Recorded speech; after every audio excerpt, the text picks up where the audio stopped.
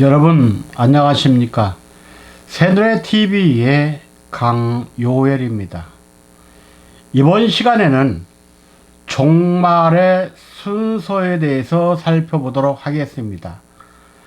하나님의 말씀은 마태복음 24장 3절부터 8절 말씀입니다.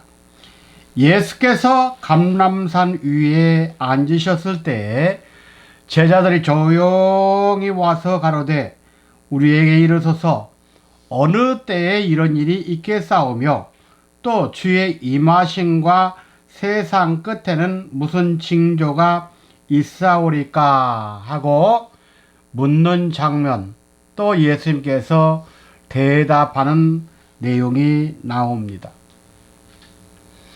우리가 현재 살고 있는 이 시점은 분명히 말세 중에서도 또 말세인 말세지말이라고 합니다. 그렇다면 우리가 종말을 살아가고 있는데 이 상황에서 어떻게 신앙으로 준비해야만이 죽지 않고 살아서 주님의 재림과 또 영원한 세계에 들어갈 수 있을까 하고 기도를 해야 됩니다. 교회 다닌다 해서 다 천국 가는 것은 아니죠. 이스라엘 백성이 4,000년 동안 율법을 믿고 메시아를 기다렸지만 그들이 예수 그리스도라는 메시아를 알아보지 못하므로 본자손은 다 지옥으로 떨어졌다고 복음서는 말하고 있습니다.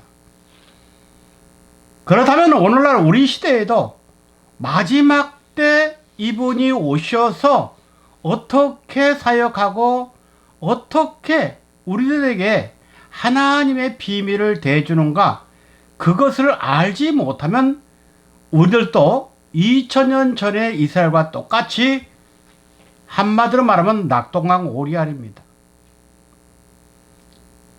예수를 믿는다는 것은 우리가 영육간의 영생과 천국에 들어가기 위해서죠. 오늘 말씀을 잘 들으시고 준비하셔서 신랑이 오셨다 할 때 영육간에 다 영접하고 영생의 축복을 받고 누리는 여러분 되시길 주님의 이름으로 부탁함을 드립니다. 무엇이든지 시작이 있으면은 반드시 끝도 있습니다. 그래서 전도서 3장 1절 말씀에 보면 천하의 범사가 기한이 있고 모든 목적이 이룰 때가 있다고 했습니다. 그럼 우리는 이 종말의 순서를 어떻게 알아야 되는지 살펴보도록 하겠습니다. 일대지, 종말은 어느 때를 가리키는가?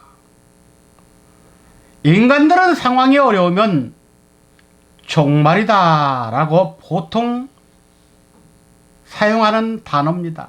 흔히들 쓰죠. 그렇지만 우리는 성경 속에서의 종말을 알아야 됩니다. 종말은 어느 때를 가리키는가? 첫째, 신학적으로는 주님의 초림부터 시작하여 재림 사이의 전체 기간을 총칭합니다. 두 번째, 구약의 종말적 기대는 주님의 초림으로 성취되었습니다. 세 번째, 신약의 종말적 기대는 주님의 재림으로 완성될 것입니다. 다음 두 번째 대지, 종말의 때에 일어나는 사건들에 대해서 살펴보도록 하겠습니다. 먼저 마지막 구원과 심판이 일어납니다. 종말의 때에는 먼저 마지막 구원과 심판이 일어납니다. 그러면 어떠한 관계로서 일어나는지 살펴보겠습니다. A. 하나님의 구원 역사는 구원과 심판에 관한 역사입니다. 이사야 46장 10절에 내가 처음부터 종말을 고했다고 했습니다. 다시 말하면 하나님께서 창조하신 첫째 날부터 여섯째 날 그리고 안식일까지 일곱째 날은 바로 종말에 대한 비밀을 담고 있는데, 종말은 다 사람을 죽이는 것이 아니라 믿는 자에게는 구원이, 믿지 않는 자에게는 영벌의 심판이 있다는 말입니다. 다음 B. 구원과 심판의 계시는 구속사의 목적을 이루기 위한 두 기둥입니다. 예를 들면 첫째, 에덴 동산에서는 생명나무와 선악나무로 나타났습니다. 두 번째는 가나안 정복 시대에는 그리심산의 축복과 에발산의 저주로 계시되어 있습니다. 세 번째, 솔로몬 성전 시대에는 성전 앞에 두 기둥이 세워졌는데 오른쪽은 야긴이요 왼쪽은 보아스로 계시되었습니다. 네 번째, 골고다 언덕에서는 우편 강도와 좌편 강도의 십자가로 나타났습니다. 이처럼 구원과 심판의 계시는 구속사의 목적을 이루기 위하여 두 가지 기둥, 두 사람, 두 나무 등으로 나타난 것을 알 수 있습니다. 다음 C. 종말적으로는 두 증인의 사역을 통해서 계시됩니다. 요한계시록 11장 말씀인데 11장 3절부터 6절에 보면 내가 나의 두 증인에게 권세를 주리니 저희가 굵은 베옷을 입고 1260일을 예언하리라. 이는 이 땅에 주 앞에 섰는 두 감람나무와 두 촛대니라고 말씀을 이어가고 있습니다. 과연 우리는 이 시대에 두 증인이 어떤 역사를 하고 두 증인은 무엇인가에 대해서 알아봐야 합니다. 두 증인의 사역을 먼저, 두 증인은 종말 때에 출현할 신령한 교회를 가리킵니다. 마지막 이 세상 종말이 오기 전에 하나님께서 보낸 두 증인을 통해 종말의 때와 종말에 알아야 할 말씀을 가르치는 교회가 등장한다는 말입니다.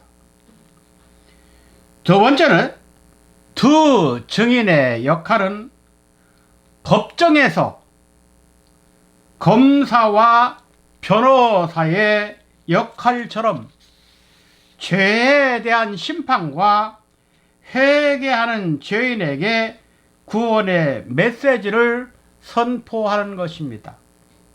믿지 않는 자에게는 심판이 온다고 말씀을 전하고, 믿는 자에게는 이제 곧 구원이 다가온다고 위로로 인도합니다. 그 다음 최대의 사건, 이 세상이 창조된 후 최대의 사건은 예수 그리스도의 재림입니다. 이 재림에 대해서 우리는 좀 더 정확하게 알아보겠습니다. A. 예수 그리스도의 재림은 종말 사건 중에서도 최대의 사건이 됩니다. 거기에 대해서 첫째, 재림은 최후 종말 사건의 기준이 되는 것입니다. 바로 재림을 통해서 이 지구의 마지막 때가 도래한다는 말입니다.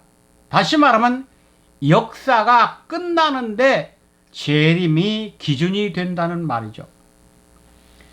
두 번째, 우주적 심판과 변혁이 있는 때입니다. 베드로후서 3장에 나오는 말씀입니다. 그때 하늘과 땅은 하나님의 말씀의 불로 사르기 위해서 지금까지 간수해 두었다고 했습니다.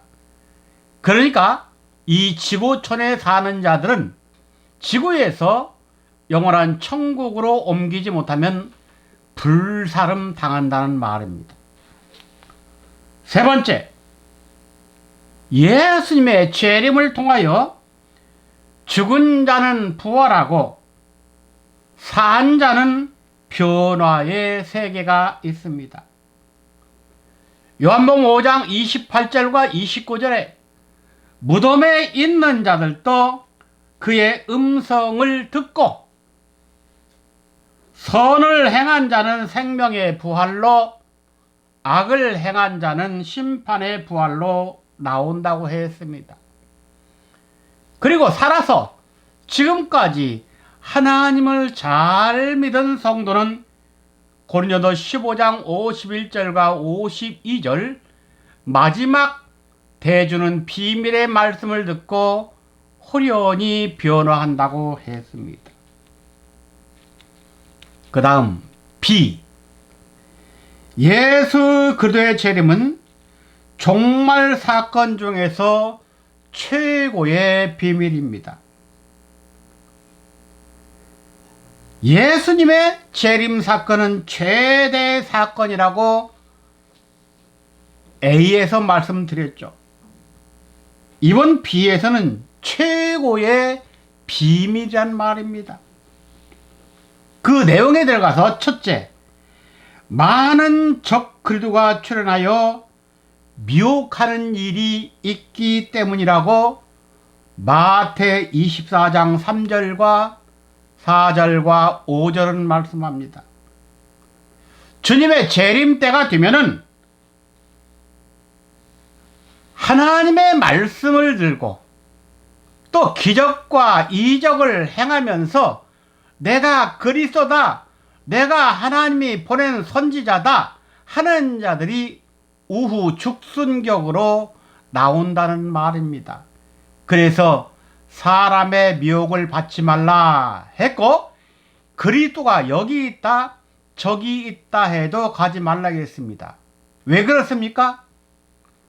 마지막 재림은 예수 그리스도가 재림하는 것이 아니라 마지막 재림주는 아버지의 영광으로 오시기 때문에 그리스도라는 단어를 쓴 그 자체, 재림 예수라는 그 말을 쓰는 자체가 바로 잘못된 목사여, 잘못된 선지자여, 그게 바로 적 그리스도라는 말입니다.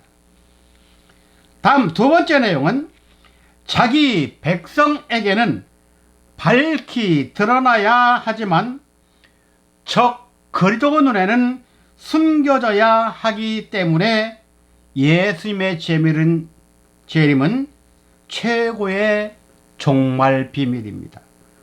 마태 13장 13절부터 16절에 나와 있습니다. 예수님의 이름의 뜻은 자기 백성을 저희 죄에서 구원한다는 말입니다. 그러므로 예수라는 이름 속에는 자기 백성이 아닌 자는 구원하지 않는다는 말이 들어 있습니다. 그러므로 마지막 때 오시는 재림 주님께서도 이 땅에 오실 때 하나님을 깨닫지 못하고 또 믿지 못하고 사꾼 목자들 그들에게는 감추인 눈으로 나타나게 됩니다. 다시 말하면 숨겨집니다. 그러나 당신이 찾고자 하는 백성들에게는 밝히 영적 눈을 뜨고 영적 귀가 열려서 알아보고 알아듣는다는 말이 되겠습니다.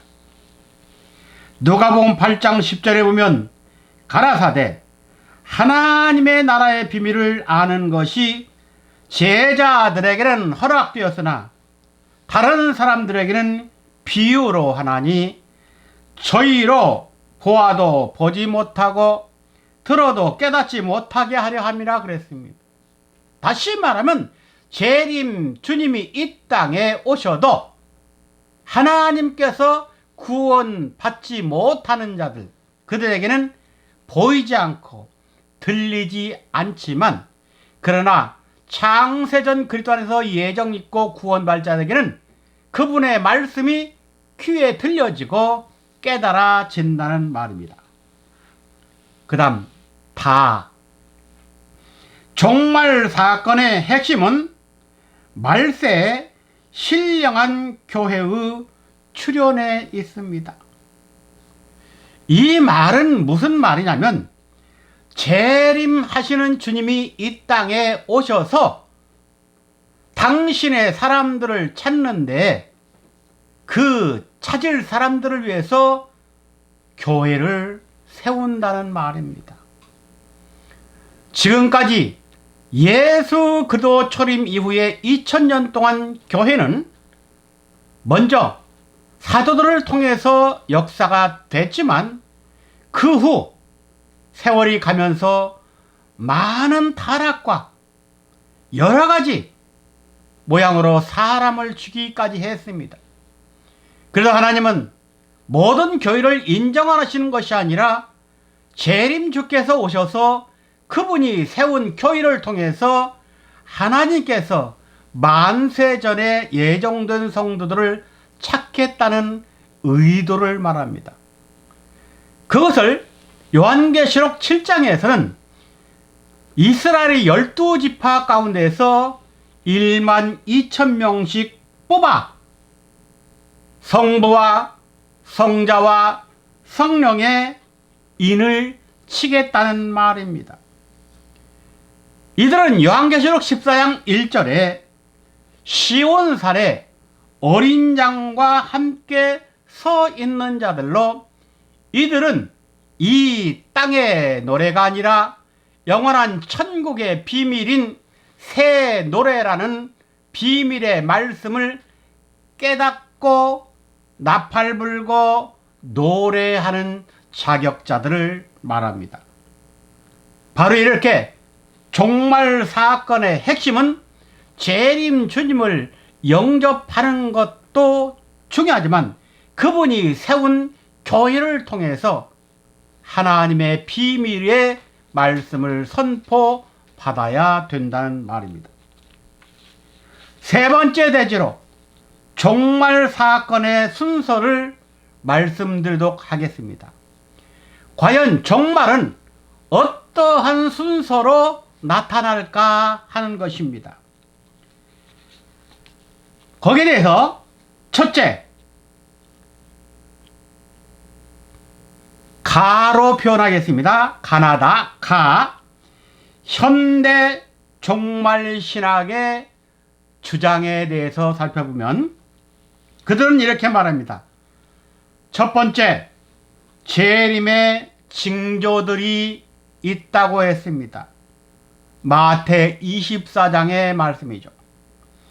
두 번째, 주님의 재림이 있다고 했습니다.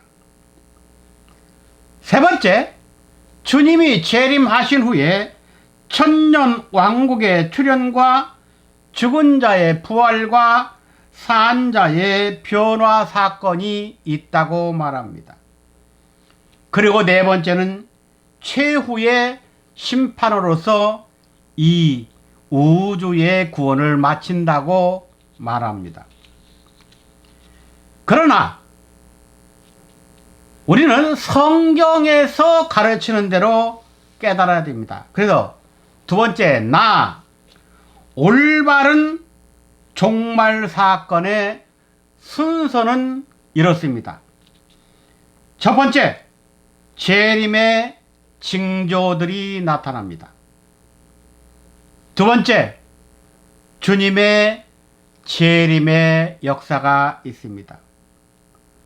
세 번째, 재림하신 주님은 신령한 교회를 세우십니다. 네 번째, 이 신령한 교회를 세워서 말세 성도들을 부르시고 말씀으로 양육시켜서 14만 4천을 완성시킵니다. 이 14만 4천은 사람의 머릿수가 아니라 영적 뜻의 수인데 바로 14만 4천은 하나님이 찾으시려는 하나님의 장자들을 말합니다. 다섯 번째, 이제 14만 4천을 통해서 세계적으로 복음 전파 운동을 최후 마지막으로 딱 한 번 합니다. 그리고 여섯 번째는 최후의 심판을 이루게 됩니다. 바로 이것이 오늘 여러분들에게 말씀드린 종말 사건의 순서입니다. 이 말씀을 잘 기억하시고 더 깊고 또 그 사건 순서에 맞는 말씀을 깨달아서 여러분들 하나님의 은혜 가운데로 영생하시기를 주님의 이름으로 축원을 드립니다. 감사합니다.